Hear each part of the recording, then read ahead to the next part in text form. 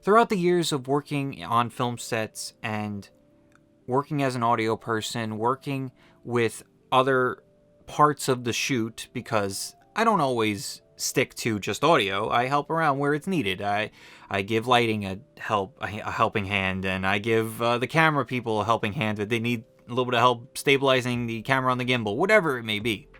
I run into gear all the time, is what I'm getting at. And there are industry standards, but then sometimes there's some gear that comes out later on that comes so close, and it's at a cheaper price, that you almost question your loyalty to those industry standards. Welcome back to the Rebel Tech channel. I'm Justin, and in this video we're going to be talking about the Deity S Mic 2 and seeing if this is going to be a good option for you if you're a content creator just starting out. Maybe you've been doing this stuff for a while and maybe you want to change, but we're just going to see what you guys think about it. I'm going to talk about the specs, the tech, a bunch of tests and everything like that to give you a good variety of what you're going to encounter with this microphone. But overall, I really think that it's a good question to ask. Is this microphone good enough to match up to those industry standards?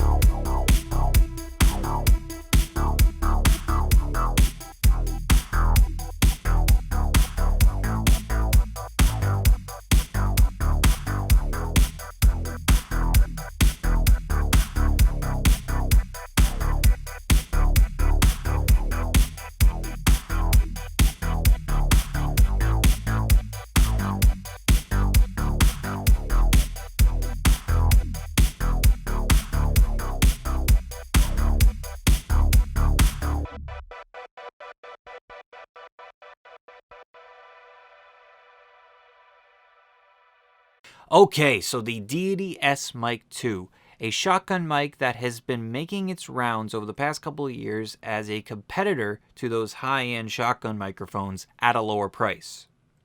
And of course, this microphone is not one that I bought. A friend of mine bought it because he needs a shotgun microphone when I'm not around, so I did some research and I landed on this one that was in his price range. So that being said, the biggest thing that comes out and stands out when I open out the box, this thing is heavier than what I was used to. I was very surprised by taking it out of the box and seeing and feeling how heavy this thing is. Now, it's not by much. It's not like the Rode Pod mic that's just massive, and not really massive in size, but massive in density. So let's start off with that. Let's get into some build and dimensions of this microphone. So the Deity S Mic 2 is weighing in at 198 grams, just under 200 grams, which is also equivalent to 7 ounces. It's not going to affect anything. It's not going to affect how it sits on a boom. It's not going to be heavy while you're using it on a mic stand or a boom arm while holding it up. You won't notice it. Now to the dimensions, this is a pretty standard medium size shotgun microphone. And I say medium size because a lot of people call it a short shotgun microphone, just like they call a Sennheiser MKH416 a short one. But there are plenty of shorter shotgun microphones out there, even made by Sennheiser and Deity. So it's a little ridiculous to call it a short one, but that's just my opinion. I call it a medium size because that's how I feel. So the size is measuring up to 19 millimeters by 250 millimeters, which is equivalent to 0.75 inches by 9.8 inches. Now that we got all the dimensions and the weight out of the way, let's talk about the look and how it is aesthetically. Obviously, you shouldn't buy anything based on aesthetics when it comes to gear, but it's something to talk about because it's fun. So this, when you get up close to it, you notice the differences. But when you're further away, you can mistake it for a 416 because it's very similar, especially in size and in the way that it looks. But as you get a little bit closer, there's a black paint spatter design on it as opposed to the matte look that we have on the 416. But like the 416, it has an engraved white decal of the name of the microphone on it. The 416 has the same thing on the butt end of it, and Deity did the same exact thing. I don't know for sure, but it pretty much looks like they took the 416 and emulated it. Basically tried to make something similar, at least in design. So back to the aesthetics and the way this thing looks. The acoustic slots, I think what they call them, on the side, the rejection tube, they're pretty well built. There's nothing wrong with them. Very similar to the 416. I'm going to be comparing this thing to the 416 because I've used the 416 for 4 years now, or 3-4 years, something like that. So that's my baseline. That's my foundation of what I know. Now, one more thing. This is not the microphone itself, but this is the accessories and the case that it comes in. And talking about the build, it makes sense to talk about what comes with it. The Deity S Mic 2 comes with an awesome case that I'm very jealous about my friend having it and not me. The case is sexy, it's beefy, it's got some nice latches that really lock it down. Hardened plastic, really awesome logo on the front, really cool, foam on the inside. The one thing I did notice, which was interesting, there's a little like hole, like kind of like port on the side, and I was wondering what it was. I assume it's so it lets the foam breathe so it doesn't become stale or like gets stagnant inside. I don't know, maybe that's it. Get some fresh air in there, I guess. The other things it comes with is a foam windscreen, pretty standard for a shotgun microphone, and a mount. I have the Deity on a shock mount right now for a shotgun microphone. If you're using this microphone, you better be using this on a shock mount or a blimp.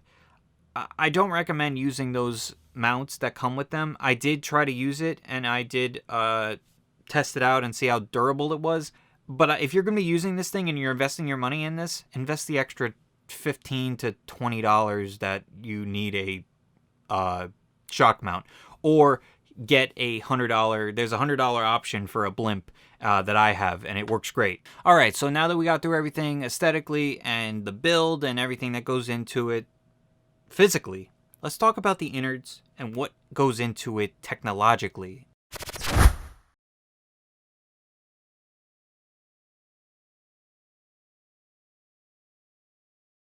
So sensitivity-wise, at least compared to the 416, like I said, it's the only thing I've compared it to up to this point. I will compare it to some other microphones.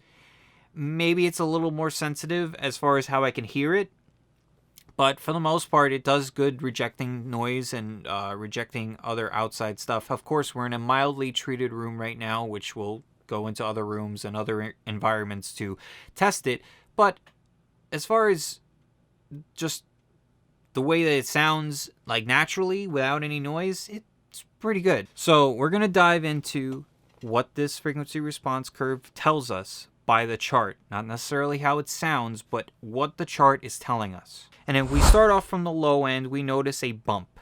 And a bump right around, what is that? Like 65, 70. It bumps up in that low end. It dips from about 80 to about 200. And at that point, we get into the mids. So now as we go into the mids, I'm a big fan of this. It dips down at that 300 mark, between about 300 and about 400, maybe 400, and starts to rise up into the 1K section. And at this point, we're starting to get into the high mids and then the highs. So in the high mids, you're seeing a rise from about 900 to 2K, roughly. And that's a nice little presence boost. You probably hear it in my voice a little bit in that nasally section there of my voice. After that, it dips back down after it hits 2K and pretty much levels off up till about like 11K before it dips off into the abyss. and it's pretty standard. It's pretty good. I love the fact that it's very flat. Now that we got through all the techie talk and all the specs, the frequency response curve, we're going to get into some tests, some applications, and things like that. Bring it around to other environments that you may encounter when using this microphone. All right, I'm getting William Shakespeare vibes from this, to be or not to be. We're going to do some rejection, off-axis coloration, just close to it. So this is right in front of it. This is on the 90-degree angle. This is on the other 90 degree. This is 180, which supercardioid has a slight pickup in the back. Keep that in mind. So now we're going to a booth, untreated room, and outside. So let's get to it.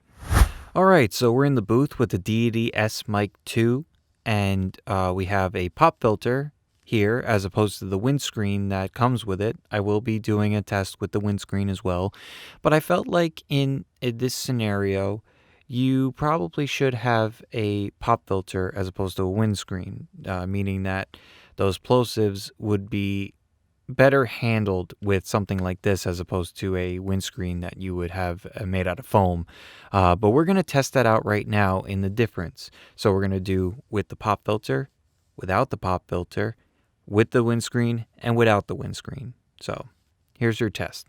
And these are going to be extremes. These aren't going to be like something that you're going to be doing extensively, but just so you know, this is what you're going to experience in extreme situations.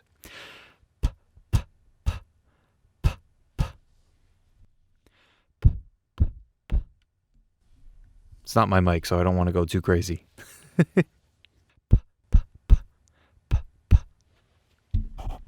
There you go. Now without. Be very careful taking this thing off. It seems fragile, and I've seen a couple people rip it, so be very careful. So there you go. There's your extremes with it. All right, so there is your booth test, and possibly something that you would have as a voiceover mic. It's a good option. I really enjoy this voiceover sound. Surprisingly, it's got a little bit more low end than I was expecting. I wasn't expecting to have this much low end considering the frequency response, but I like it, and I'm very excited to do the comparison between these two in a voiceover setting. Of course, I've done it in the studio, and at this point, I've done it in a mildly treated area.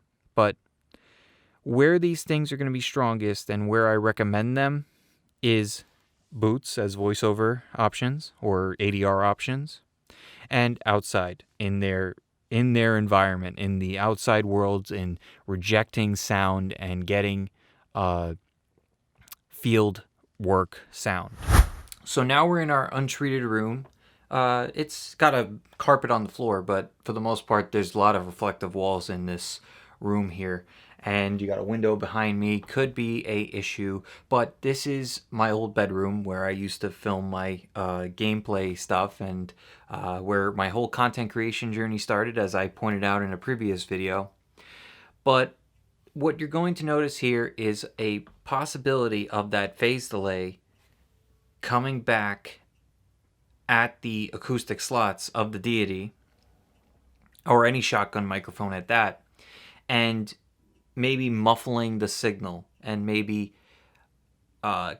canceling out some of those tones that you're looking for. So for example, you're hearing my voice go into the microphone. Those same frequencies may be coming back at the microphone and possibly muffling it and canceling them out. Not to the extent of being silent, obviously, but to an extent of deteriorating the quality of the sound. Now, of course, in a scenario like this, you're probably going to be having the microphone out of frame. So right like it is right now. Right now, I'm about maybe a foot or so away. And you can make it work with that. It's not terrible audio. So one last thing, we're going to be doing an off-axis test with the Deity. I'm going to walk around, do a 90 degree on either side and a 180 degree on the opposite side. Remember, supercardioid polar pattern, which picks up a little bit in the back. So let's do that. So right now I'm about 90 degrees from the Deity on the left side of the microphone.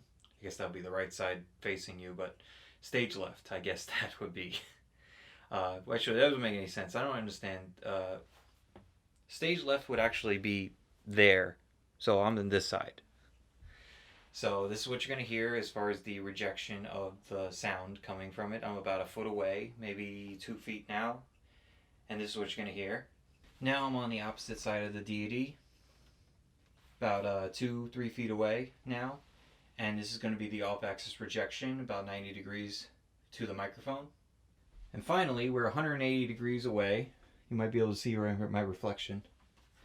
And this is what you're going to hear with the slight pickup on the rear of the Deity shotgun microphone. Chances are if someone's right behind it, or if there's a noise right behind it, like some things I've encountered were ducts for air conditioning ducts, and that's something to consider when you're using a microphone like this with a pickup pattern in the back. So there's your off-axis test, and hopefully it gave you a good example of what you're going to encounter. Of course, maybe one day I'll throw these microphones in a bigger area, maybe in a good simulation of a classroom or some type of room that may be more common for interview styles or whatever. But this is a good middle ground of not very treated, but a little bit. I gotta tell you, an area rug underneath you does a lot. It really does help. So consider that. It's an easy fix and fairly cheap too. Alright, so we are outside and it is not too cold. I got lucky and sun's going down, so we're trying to get this done fairly quickly. So as far as this microphone's concerned on a field setting, you will notice that it has some good rejection outside. It should, because it's a shotgun microphone. And the thing that I really noticed is if you compare it to the Sennheiser, which I'm going to do in another video, it's not as good as rejecting, but it's good enough. It's good to the point where it's worth saving some money, and it's a decently windy day, so we'll get some good tests on that as well. Rejection of wind. Right now it has the provided foam windscreen on, so keep that in mind. This is the provided windscreen. Oh, there we go. I'm watching the levels too, so keep that in mind. But the next thing we're going to be doing is using a blimp on the Deity. Alright, so now we have the blimp on the Deity, and this is what you're going to experience. Obviously there's going to be wind, but hopefully the blimp is some type of helpful. Obviously it's getting darker here, so don't worry about it. I might have to get a light soon. And as I said, I'm recording all these at once, so I will have a light in the later videos as this progresses. You'll see the time lapse of time as I'm filming these. But I'm going to do this as quickly as possible to give you some examples of what these microphones have to offer outside. And the shotguns are going to be the stronger ones, like the Deity. And I highly recommend using a blimp, even if you don't necessarily need the blimp on it. But if you're outside, you should have it on there and throw the dead cat on as you come and go. That's just my personal opinion.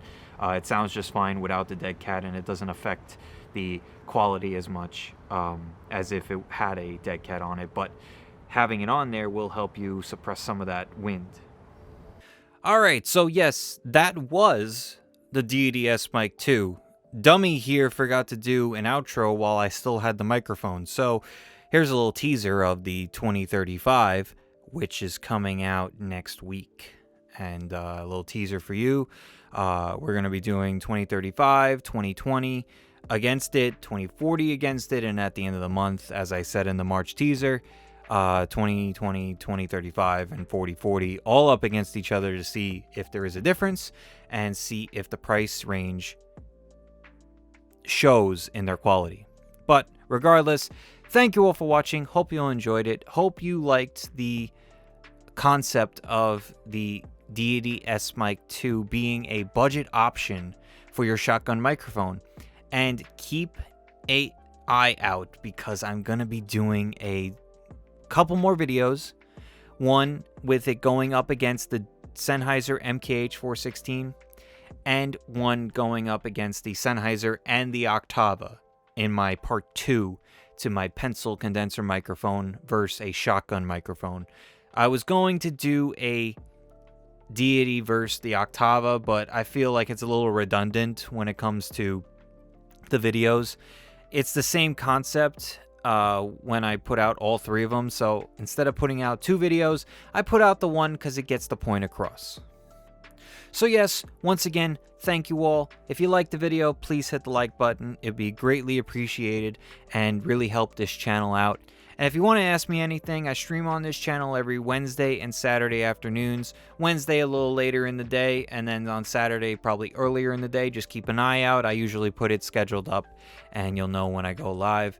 Probably sometime in the afternoon on both of those days, a little early on Saturday, like I said. And we talk about tech, we talk about specs. I do some dot-to-dot art at the beginning, and then I play a video game later on. So now I have 2 cameras.